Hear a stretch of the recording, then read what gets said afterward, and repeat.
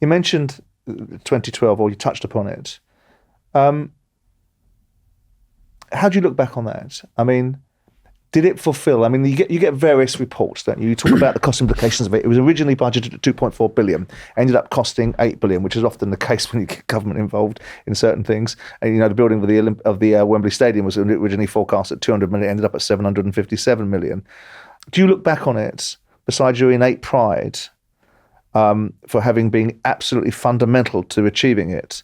And the value of sport in this country, I think, is often much maligned and misunderstood. But do you look back at this overall picture and go, what did we achieve besides a wonderful Super Saturdays, wonderful stuff from Greg Rutherford, wonderful stuff from Jessica, and a variety of other athletes? The operating budget for the Olympic Games never altered. Right. And I was responsible for that. Okay. The infrastructural budget was an entirely separate budget. So that's the moving feast, is it? It's the one thing that people overlook.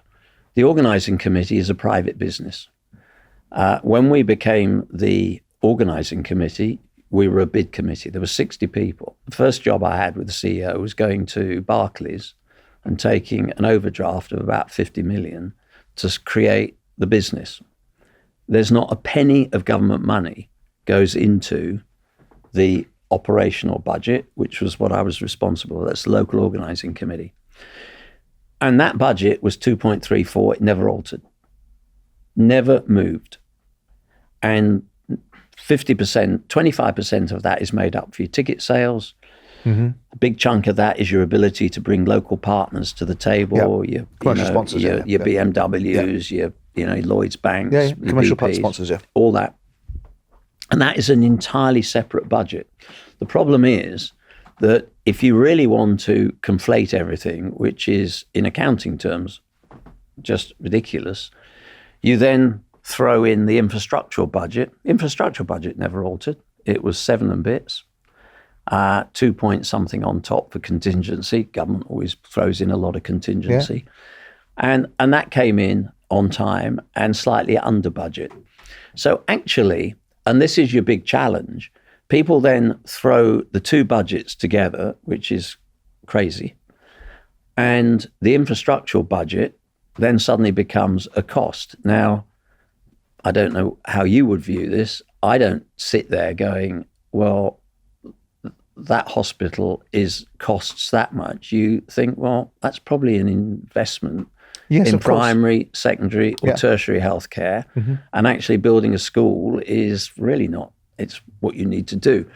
So in a way, what happened, and it was an easily sort of a bit tabloidy, if you really wanted to say this whole thing was out of control, you took the operating budget, you threw it into the infrastructural budget, and you said, well, it's gone from 2 point something. There were two different budgets. To two entirely separate budgets. But also, the flip side of the economic benefit is that it's been reported that the benefits are up to 14 billion and far ahead of cycles in previous Olympics. And they were actually. So I don't think we got everything right. I think if you look at the impact that it had on elite sport was dramatic. We were the first city or first country to get more medals in the next away games in Rio than we got in London.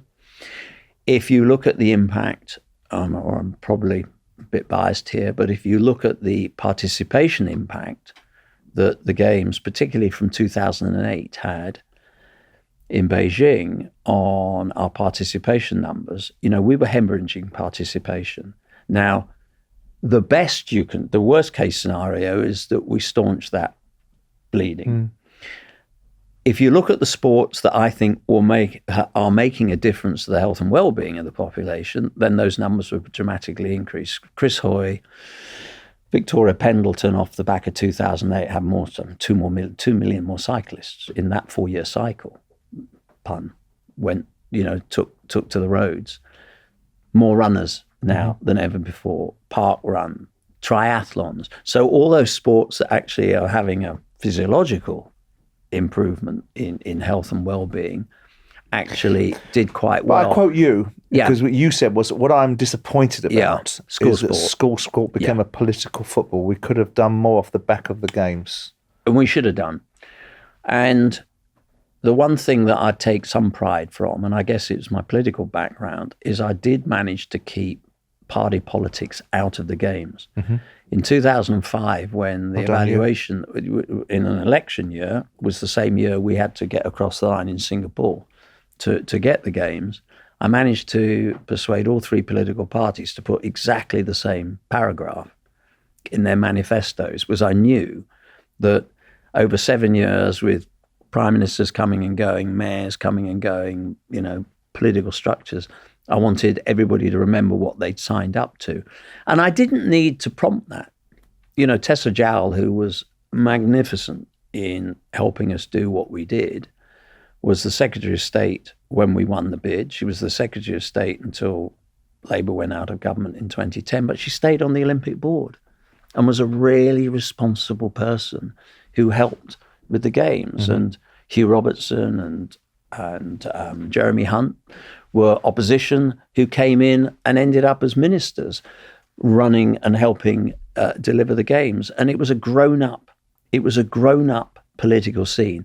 The one thing I got disappointed in was I didn't understand why school sport towards the end became such a political football. The school sports partnerships got broken up for no good reason. I spent the next 2 years after the games piecing together the damage that was done overnight.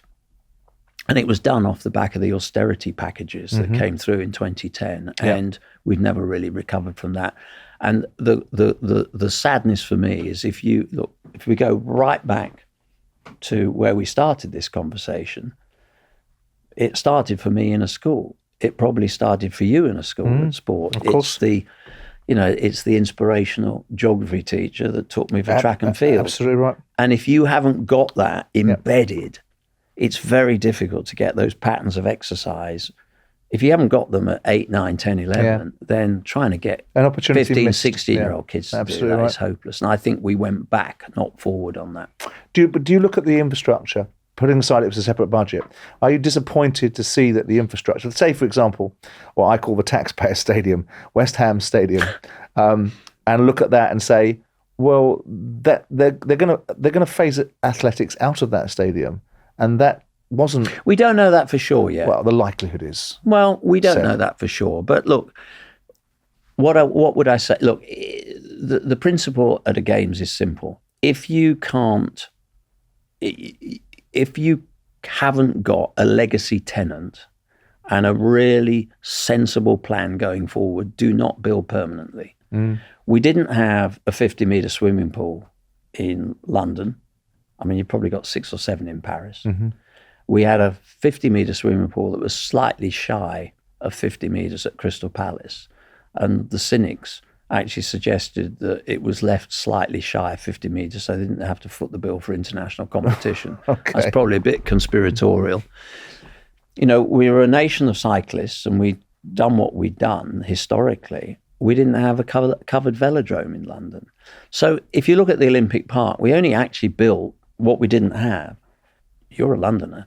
London as a sports city was singularly badly served for those types of facilities. Then if you can't build permanently because you haven't got a legacy tenant, then build temporary. I mean, everybody said, I had to build a permanent water polo venue. And I said, look, in the best will in the world, I'm sure people will get into water polo for a few days in London. But we're not going to become a nation of water polo players. No, we're not. So we built temporary, and where we were able to use existing venues like Wembley and the O2, then use those. And that actually again was pretty much a template.